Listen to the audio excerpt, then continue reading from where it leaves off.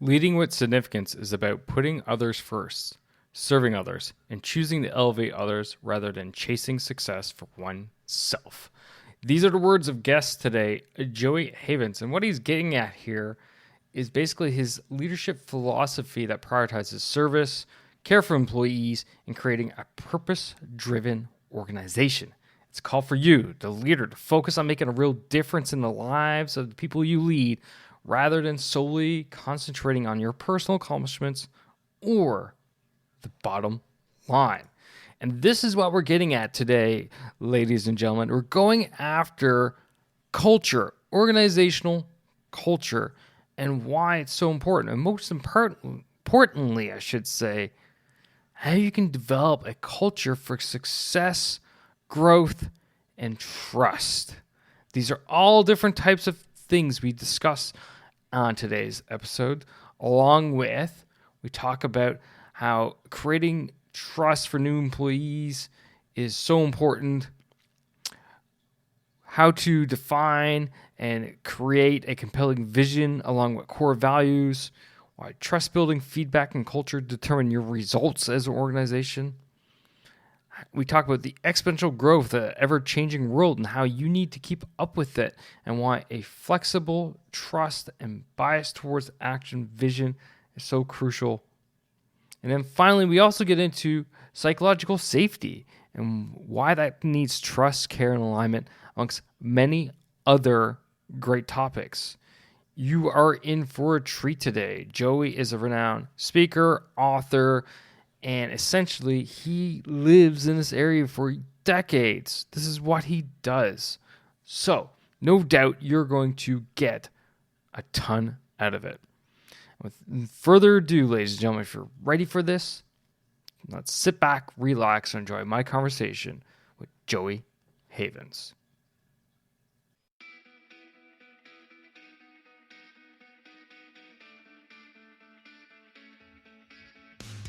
Welcome one, welcome all to the Peak Performance Leadership Podcast, a weekly podcast series dedicated to helping you hit peak performance across the three domains of leadership.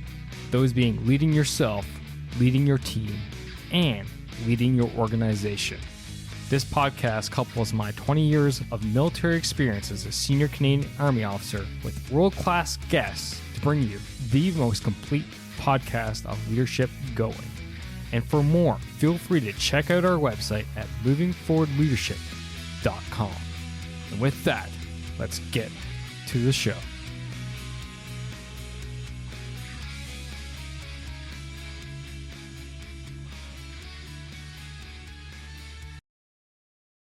Joey, sir, welcome to the show. It's so good to have you here.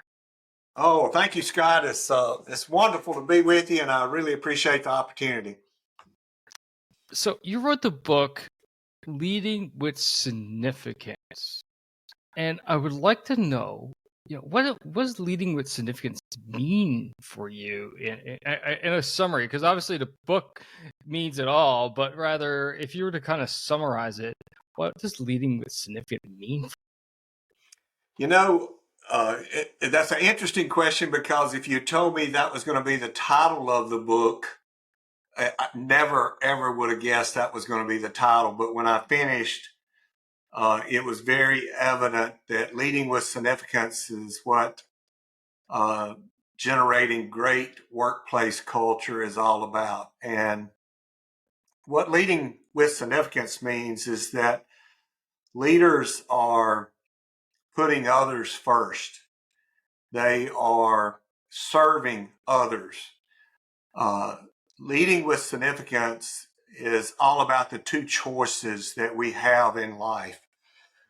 One, we can chase success, which is all about more power, more titles, just goes on and on and on.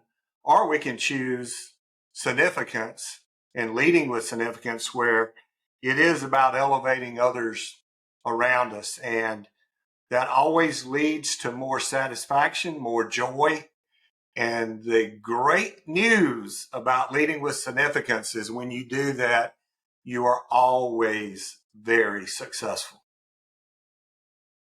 Yeah, I really enjoyed the part that you said, and It's definitely boils down to just taking care of your people, right? And putting them first and making sure that they are taken care of. Because I often talk about take care of your people because they're the ones doing, things on your behalf. They're the ones that are doing the work on your behalf.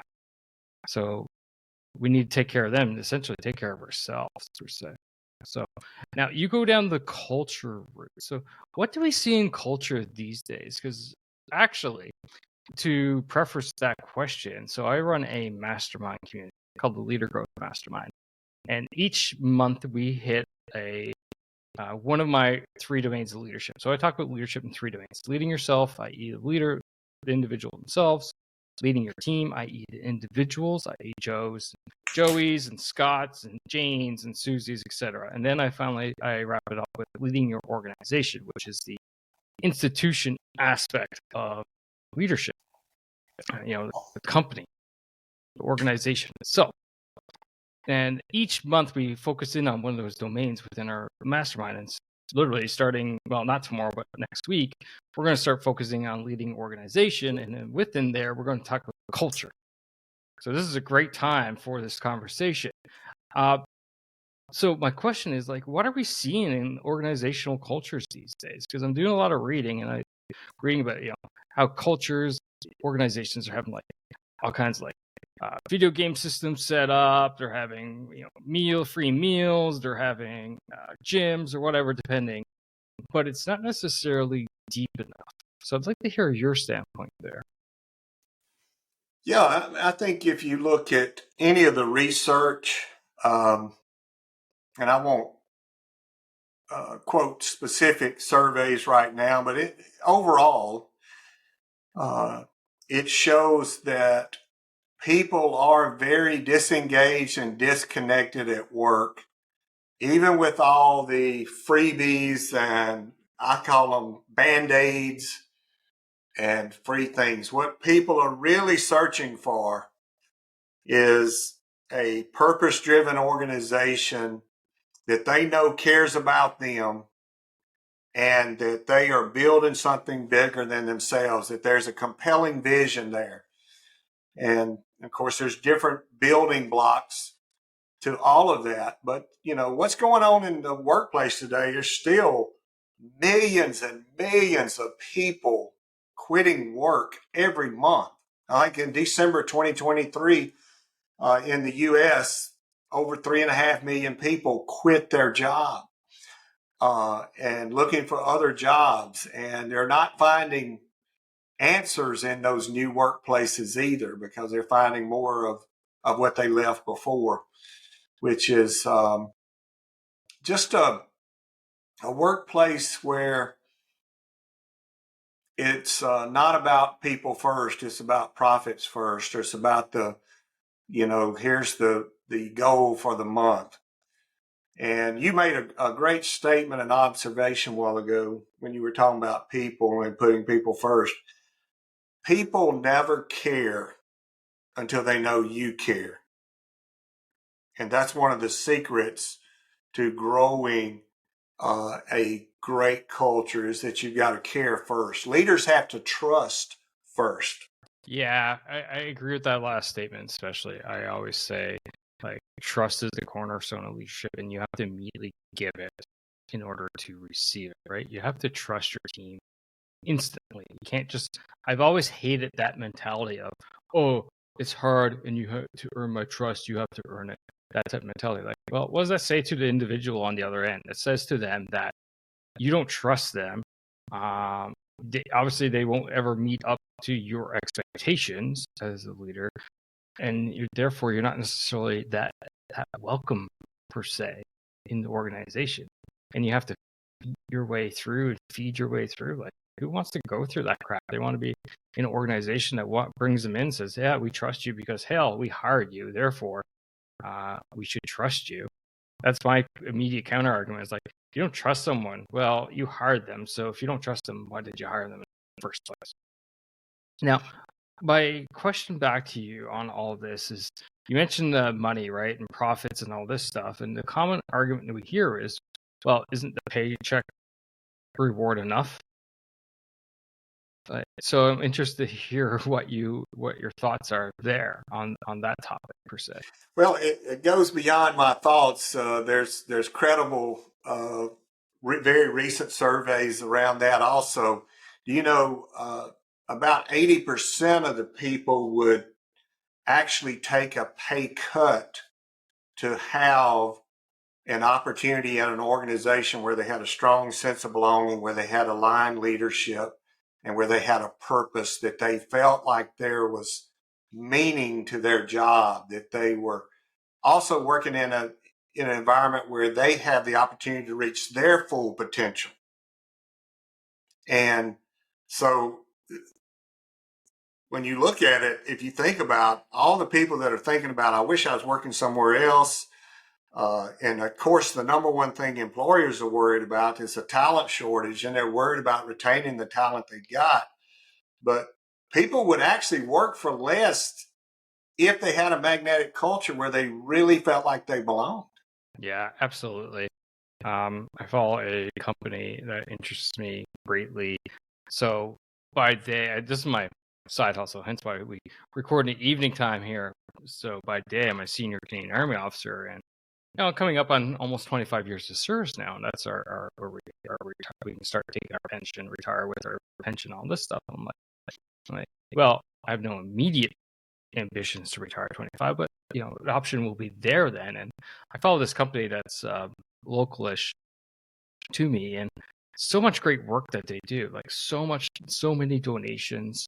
You see the president CEO constantly posting pictures of him handing checks over to all these great organizations to help them out. I'm like, man, when I get out, like, to work for an organization like that would be fantastic, because obviously you can see the higher purpose is just ingrained in that culture per se.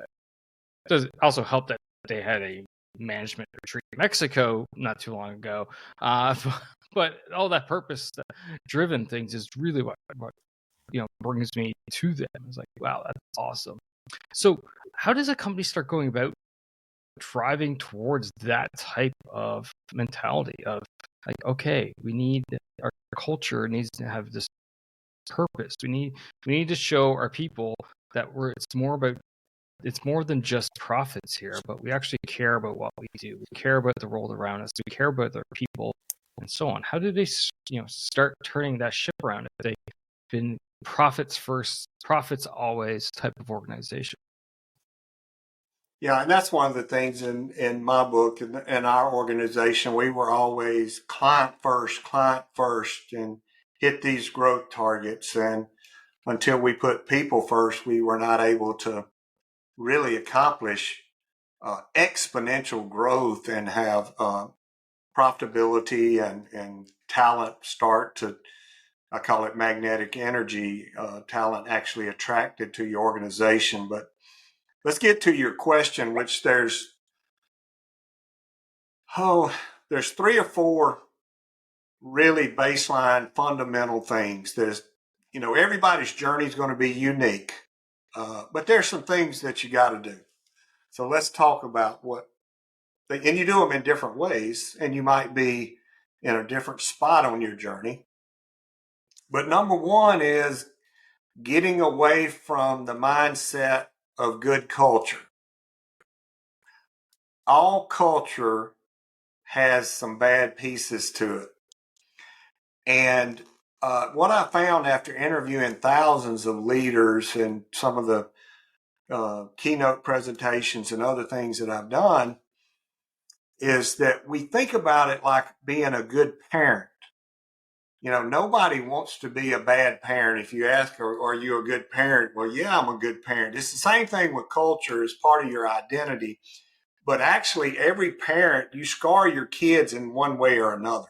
You make mistakes, and the kid has to grow beyond that because we're not perfect humans and we're not perfect parents. Well, people put the same identity with culture. They say, oh, we have good culture. Everybody wants to be here. Well, step one is realizing good culture is not good enough. What got you to the game today is not good enough for an exponential world. And so that's step one, is embracing reality. Step two is that compelling vision. People need to know what is the compelling vision, what's the clarity around that, and what are the core values. Like in our organization, we had 4 very, very clear core values that everything else funneled off of. There were God. We believe we honor God with our service and honor personal faith, because everybody has different faith. We serve our families, we serve our clients, and we have a heart of gratitude. So core values and the compelling vision is a big part, because people have got to know, where are you going? Number 3 that you already drilled in on, Scott, and I knew you were, having listened to some of your podcasts and some of the things that you teach about leadership, you got to trust first. You don't earn trust, and you don't ask people to earn your trust. Leaders have to be vulnerable and trust first. And that's what starts to generate a sense of belonging. That's what starts to generate more trust, which allows you to move faster. And then the 4th basic building block is helping create that strong sense of belonging for each team member. It's unique to each team member. Each team member has their own unique problems, their own unique goals and aspirations. And it's not that one leader has to know, in a big organization, has to know everybody's, but you do have to connect on a personal basis. And 2 words that I use over and over again, you have to be intentional. In other words, be intentional to show you care, be intentional to connect, be intentional to trust first. The benefit of good intentions. That's a great framework, actually. I enjoy that. And I'd like to dive into each one of those a little bit more, per se. So we kind of hit the wave tops there at a 30,000 foot view. Let's kind of bring it into like the 1,000 foot view. So you were talking at the beginning there is recognizing that good culture is not good enough. Now, immediately when I hear of these types of things, I just foresee people going, well, why? What's wrong? It ain't broke. Why should we bother fixing it? Like, it's good, so we're getting the job done. What's wrong here? How do you go about, or let me rephrase actually, how do you help leaders go about, changing that mindset of those people to say, no, like we can't accept this just good. Let's go after great. Let's go after amazing. How do you go about changing that mindset in our people? I think there's 2 big leverage points. One is getting real confidential feedback from your team to understand. And what you'll find is that people are having different experiences. People are seeing the organization differently, but rarely do we build the trust up in an organization enough to where we can get that feedback. So you have to begin to get that confidential feedback, so that you can show that, not everybody sees the world through sunglasses, like the CEO usually does. Sees the best side of everything. And the second piece of that is, in good culture, you generally just have good results or mediocre results. You already know, well, we're profitable, but we're not as profitable we were 3 years ago. Our turnover was 15%, but now it's 25%. We've not been able to do double-digit growth even 1 year, much less 3 years in a row. I think 10% plus. That's what we explain it to our organization. We want to do double-digit growth every year. And to do that, you've got to have an awesome team that's on fire. And so it's embracing that, one, our results are not outstanding. And 2, we are now, it's not we're going to be, we are in an exponential world. and it is only going to speed up. And there's actually a book out called Tomorrow Mind that came out last year. It does a great job of anticipating what you need in an organization to succeed in tomorrow's world. And it comes back to culture and a sense of belonging, because what happens when you're in an exponential world, you have to experiment more. You have to take more chances. You're not on this slow change curve anymore. You're on an exponential straight up curve. And so when you look at the environment you're in, if you educate around that, if you get the right confidential feedback and notice the difference in experiences, and if you look at deep at what your actual results really are and where they're trending, you're going to find good cultures delivering very mediocre results. Yeah, I like that exponential growth curve that you mentioned, because you're right. The world is ever changing, and it's changing at such a rapid pace this day and age. Like, I think I saw an article there earlier today. I believe it said 20,000 years. We're going to experience 20,000 years of change in the span of the next 20 years, as in like previous, the amount of growth, how exponentially things are going to change. It's going to be equivalent of 20,000 from, I forget when they based it on, but that's just to help back up what you were just talking about, that exponential growth. And with that, obviously, it goes to your next point of vision, right? We have to, as leaders, have to have that vision for the future. Staying the status quo is only good for so long. Things need to change, and we need to have a culture that supports that change and that enables people to bring those ideas forward and feel a part of the team and all these amazing things. So I'd love to get your points on vision and how leaders can, one, develop that vision for the future, but two, most importantly, I would suggest is communicate that to their team. Yeah, on the compelling vision, it'll be something authentic to that organization that really resonates, that has a purpose more than being the biggest or being the most profitable. It's a purpose beyond that. In ours, we actually had the vision of building the wise firm. And that was based on the biblical parable of the wise man and the foolish man. Wise man built his house on the rock. Foolish man built his house on the sand. Storms came, wind blew, rain pelted down, the water flowed, and it washed the foolish man's house away. And so what we did is we built a foolish firm up, was built on the foundation of me and self-interest.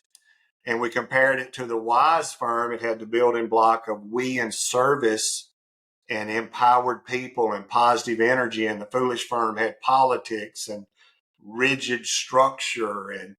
And so we showed that compelling vision to our ownership group. And we said, where are we today? We're over here in the foolish firm. We're over here. We're getting growth, but it's following the profession. We're getting what everybody else is. We're not getting anything exponential. Our turnover rate's going up.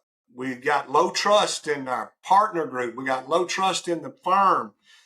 And so however you deliver that vision, that's just an example of the vision that we delivered. Our team then knew that our vision was to build a wise firm, to have a firm where flexibility was offered to everybody, to have a firm where everybody had a path to their full potential, that started with a sense of belonging, that started with leadership trusting them. And so when you get that vision and you very passionately deliver that, and then leaders line up, and no one person changes a culture, or one big vision is not going to change a culture. As I know one of your guests, trying to think of his name, Mark Devine,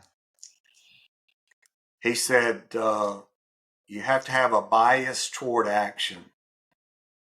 And in your compelling vision, the leadership, one, has to be aligned with that vision, and they have to have a bias toward demonstrating that alignment.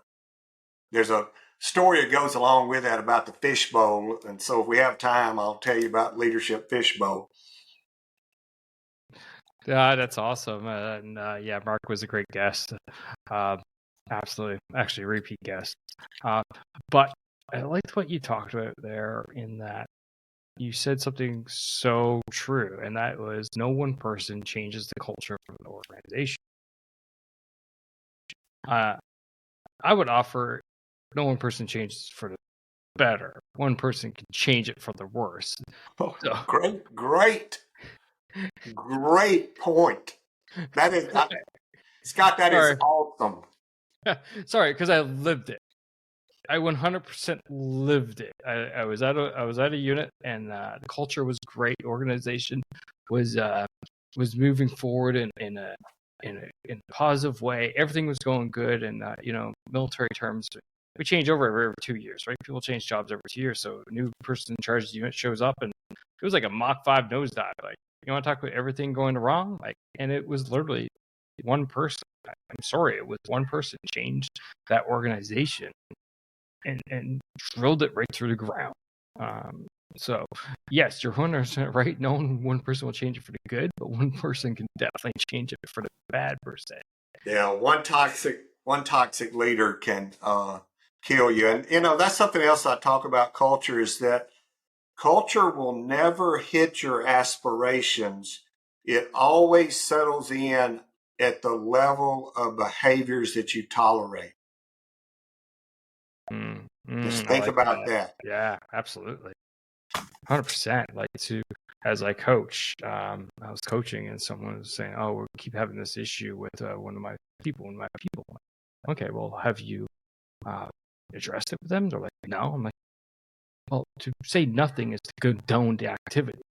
So much of what you said, like, it's the tolerance part of it. Now, Joe, you mentioned multiple times the sense of belonging. People belonging. And I like to keep on the topic on the positive culture side, like get away from the negative side, because we have too many examples. We're here all night talking about negative culture. Let's talk about positive stuff. So, a sense of belonging. So, what does it mean to have that sense of belonging? Two, how do leaders go about establishing it within their organizations? Well, the hard part is it happens one conversation at a time. Every conversation matters. So that's the hard part. But you get that going when leaders are aligned with the vision, when they are trusting their team members, they're being vulnerable enough to trust, giving people the benefit of good intentions, where they're connecting and demonstrating that they care. Like, if Scott's on my team, I care about what Scott's going on in his life. I care about what Scott's aspirations are. And so all of those things are part of how you get that psychological safety going, where a team member says, I am going to be vulnerable and trust this leadership team. I do feel like I can reach my full potential here.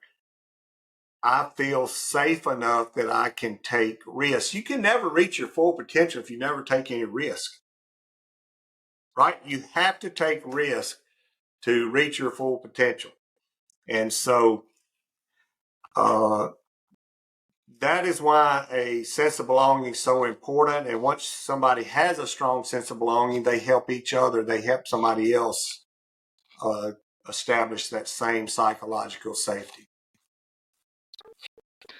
Yeah, psychological safety is definitely something crucial to develop a sense of belonging. I speak about that. I had a guest on a long time ago that referred to as the 4 stages, author by the name of Tim Clark. Fantastic guest, great book. I refer to it often, and it's definitely helps with exactly what you're talking about. And like, people need to feel safe. They need to be able to contribute to the team. They need to be able to take those risks. They need to be able to make mistakes and not get absolutely demolished for them, and challenge the organization to the status quo. So I love that, because when they're able to do that, then they're like, okay, not only am I putting in, but the organization as a whole is invested in me. They're allowing me to invest myself into it completely, and vice versa, because as you talked about, it allows for that growth, for them to be able to move along and go after their hopes and dreams and wishes and all those things. So that's all great stuff. Learn fast, learn forward, learn together. Absolutely. Absolutely. Now, the final thing you talked about, and that was trust. Now, we hit on trust a bit. Now, is there anything else about trust that we need to dive into to kind of make the holistic picture for the listener out there? No, but I don't know that you can say it enough that, you don't earn trust.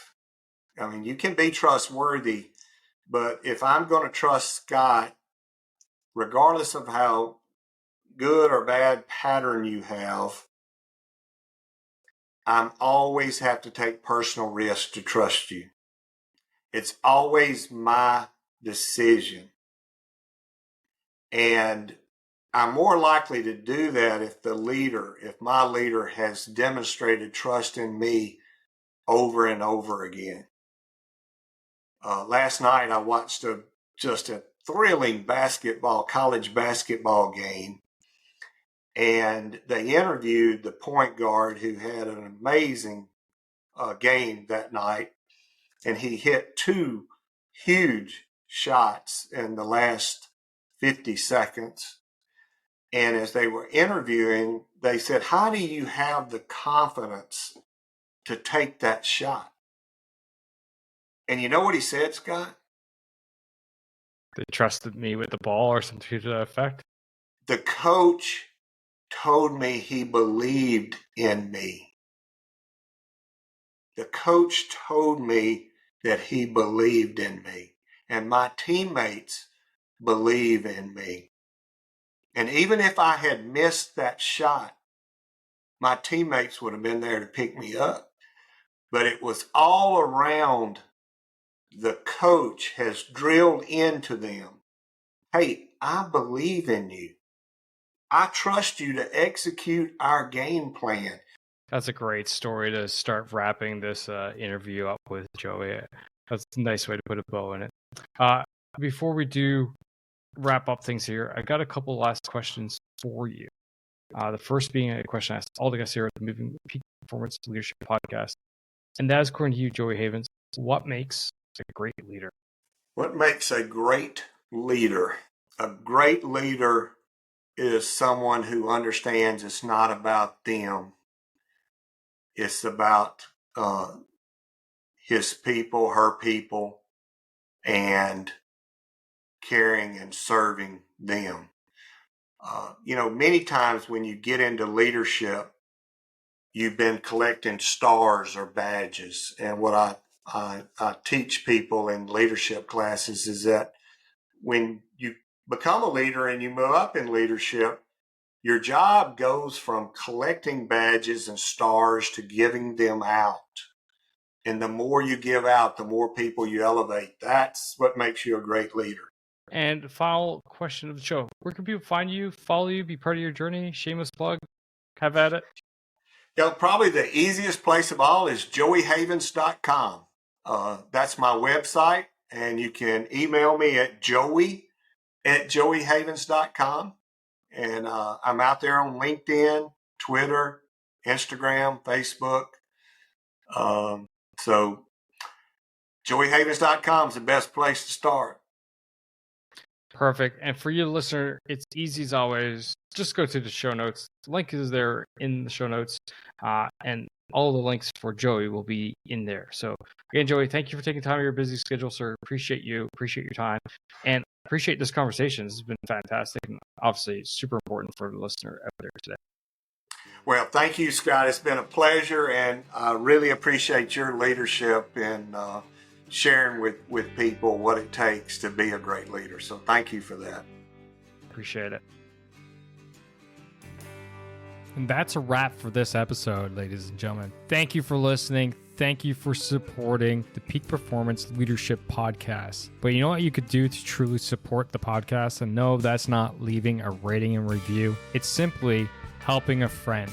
And that is helping a friend by sharing this episode with them if you think this would resonate with them and help them elevate their performance level, whether that's within themselves, their teams, or their organization.